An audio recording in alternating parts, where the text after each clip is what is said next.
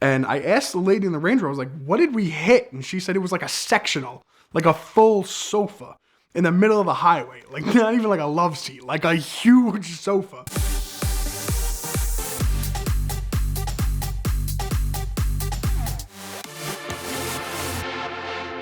Around 2023, I sold this F350 OBS that I had that was an absolutely sick truck back down to Texas. I'd gotten it from New Mexico, so I wasn't really excited to drive it back down there, but I figured while I'm selling it, I might as well find a rust-free daily for myself in Texas. I had an E350 Mercedes at the time, and it had like almost 200,000 miles. I mean, I put all the miles on that car, so I was looking for like something practical to replace it with that didn't scare me as much as a Mercedes. So I thought I was making a smart decision when I found a 95,000 mile Lexus LS460 for a good price in Texas, no rust, whole 9 yards. It had been a rebuilt title car, it was hit in the rear, but purely cosmetic, still ran and drove, so I felt comfortable buying it for myself. It ended up absolutely causing a lifelong hatred of Lexuses to me.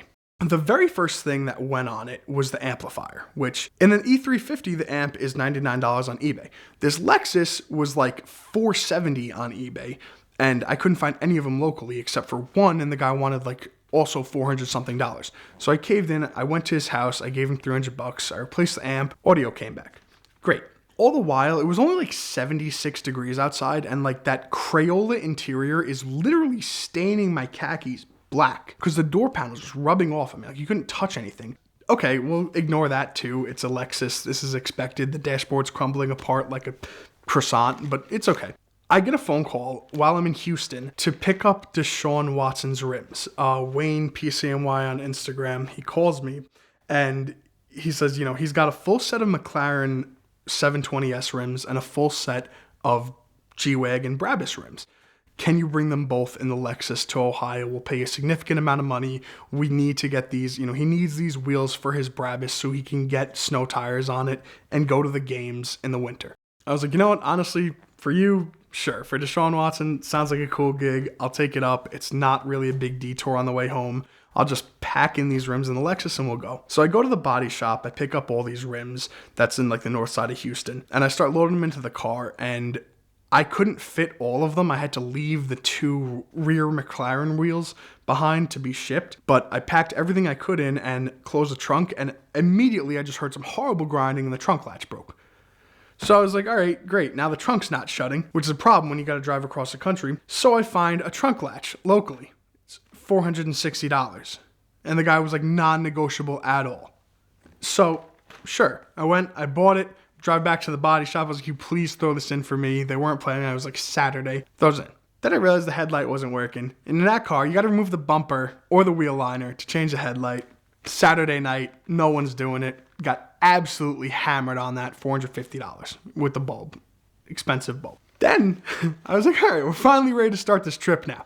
So I make it to the very first hotel, and I get something out of the trunk, and the brand new trunk latch disintegrates in the same way as the other one, like gears falling out of it. And I'm like, oh no, are you kidding? So I just duct tape the trunk. Off to a great start. Now, I've never seen an interior damaged more just by life. So like these door panels, I look in the back and they completely shattered from having wheels sit against them. Like the armrest cracked in like a spider crack. It still had, to this day, like tire tracks impressed into the door panel, which I've never seen before. I used to treat that Mercedes like a work truck and throw everything in, and it never had tire tracks impressed into the door panel. At this hotel, the trunk lid breaks. I duct tape it. I'm like, all right, next leg of the trip, whatever. I'll try to find another trunk latch to throw in here. That's hopefully off a pick and pull.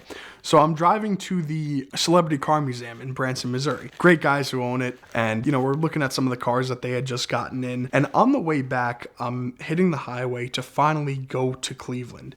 I swear to God, I text and drive sometimes. I was not texting and driving this time. I'm looking at a billboard to the right, and I see a massive brown lump in the road. I genuinely thought it was a cow. And at the same time as I noticed that, I see this Range Rover up ahead swerving, and it's like everyone's just pinballing across the highway. And so I see this thing come into the front left of the car, and I just hit it, and I hear a whole bunch of horrible scraping. I'm going like 75, 80 miles an hour. I hear a whole bunch of horrible noises. All the messages come up on the dashboard.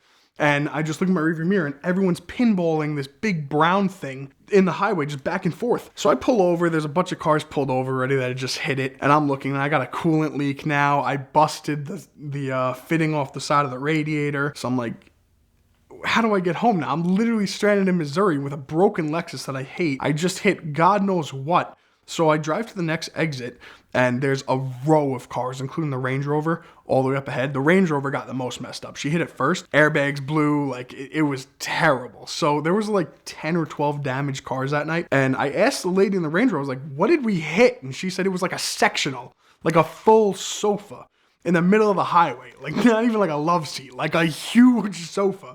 So we all just pinballed this couch back and forth. And I'm like, well, now what do I do? So I drove to an AutoZone. Thank God somehow it wasn't overheating. It lost all of its coolant, but I pulled into an AutoZone at about just after 9 p.m. It had like just closed and I had to sleep there until they opened at 7 a.m. Went in, got JB Weld, cleaned it up, JB welded as best as possible. It was still leaking a little bit, but it was enough to get me home. So I filled it with coolant, and now the car is literally 3/4 of a Lexus with a duct tape trunk, and I still got to go to Deshaun Watson's house. You know, obviously it's snowing in Cleveland. I make it to Deshaun Watson's house, and he was, given the circumstances, he was an extremely respectful individual.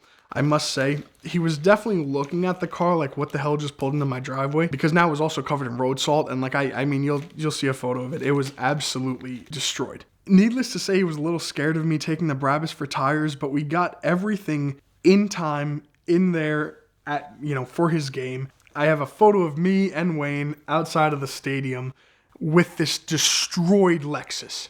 Now I had no idea what to do with the Lexus because it was supposed to be my daily, so I just went back to the Mercedes and it sat there for about 6 months, and then I finally put a battery in it, and somehow apparently these cars get damaged when the battery goes flat, so I never had a nav screen work again. I spent 2 weeks trying to diagnose it. It had power, it had everything to it, and I had went out and bought a parts car at that point when I put the battery in to try to get it running, to put the front end back on it. So I found an identical car that I flew from the Virgin Islands to Ohio in the middle of December, which was quite a change. And I picked up that car, drove it home with a bad engine, and I couldn't get the good Lexus running, so I drove the one with a bad engine on a dealer tag for like 4 months and put 8,000 miles on the car until one day it just wouldn't start, and I was forced to fix the other one. So now I have 2 Lexuses. None of them work enough to, the climate control is all controlled by the nav screen in that car. I wasn't driving that car. No AC, no radio, no nothing, and the Crayola interior staining me every time I drive it. So I tried to sell it, and it's been 6 months. I priced it at like $3,500, and nobody's come down for it. I've dealt with nothing but $2,000. Like, that's it. That's all I get in the messages. 2K, 2K, 2K. I'm already losing the shirt off my back on this car. I will be damned if that car burns me one more time. And you know what? I would actually rather, when I am rich, I'm going to have LS460 demolition derbies because of how much I hate that car now. I'm going to personally rip those interiors apart by hand because you can just rip the dashboard off because it's made of crayons. And I hate those cars with a burning passion now because it still bit me in the ass and I still have the car today. It won't leave me alone.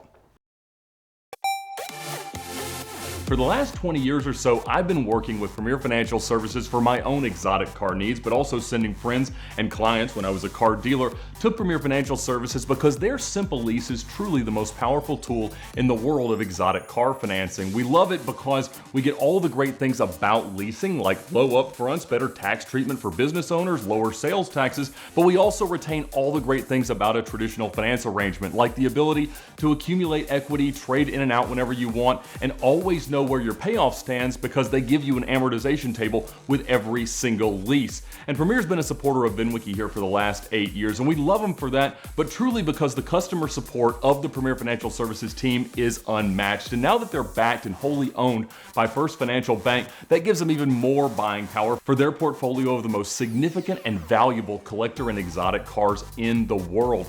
It's also allowing them to create new and more interesting finance options and programs for their clients and giving them much more buying power, which is what everybody is looking for as they go on the search for their dream car. So check out Premier Financial Services right now at the link in the description below to thank them for their support of VINwiki and know that they'll be the perfect supporter of your journey to own your dream car.